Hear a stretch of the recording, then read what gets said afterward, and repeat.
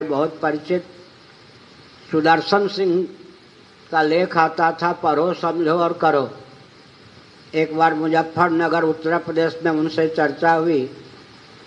उन्होंने कहा कि देखिए, मैं क्षत्रिय कुल का व्यक्ति हूँ, अपने लिए कहा, गोभक्त हूँ, मुझे भी भारत का प्रधानमंत्री बना दिया जाए तो मैं भी गोहत्या का समर्थक हुए बिना नहीं रह सकता। हमने कहा ऐसा कैसे?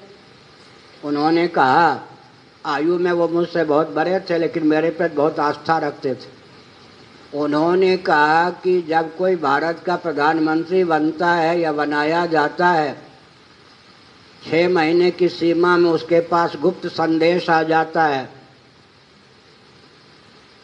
उसके कानों के पास एक विचित्र आवाज़ गूंजने लगती है, नेहरू जी की तरह प्रसिद्धि चाहिए या मौत चाहिए।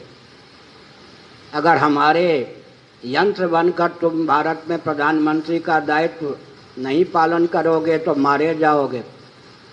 अगर हमारा यंत्र बन करके काम करोगे, किसी भी पार्टी के हो, कोई बात नहीं, नेहरू जी या उनसे भी अधिक ख्याति तुम्हारी होगी। वहाँ जा कर के गोभक्त भी गोहत्यारे के रूप में ऐसी गंभीर व्यूह रचना होनी चाहिए, उसकी कमी।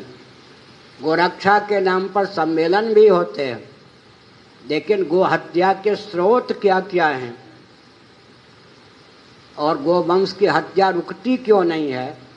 क्योंकि सन 66 भी तिहाड़ जेल में 52 दिनों तक बंद था और हमारे पूज्य गुरुदेव स्वामी करपात्री जी महाराज को मारने की योजना थी। तिहाड़ जेल में खूनी कैदियों को 24 घंटे पहले लोहे के डंडे देकर छोड़ दिए गए थे। संतों पर लोहे के डंडे बरस रहे थे। हमारे पूज्य गुरुदेव की आंख में लोहे की सलाका, लोहे की सुई चुभा दी गई थी। तो जो यातना स्वतंत्र भारत में गोभक्तों को प्राप्त हुई है, 1400 गोभक्त जो कि शांत होकर केवल गोवंश की रक्षा पर प्रवचन सुन रहे थे, उनको गोली से भुनवा दिया गया।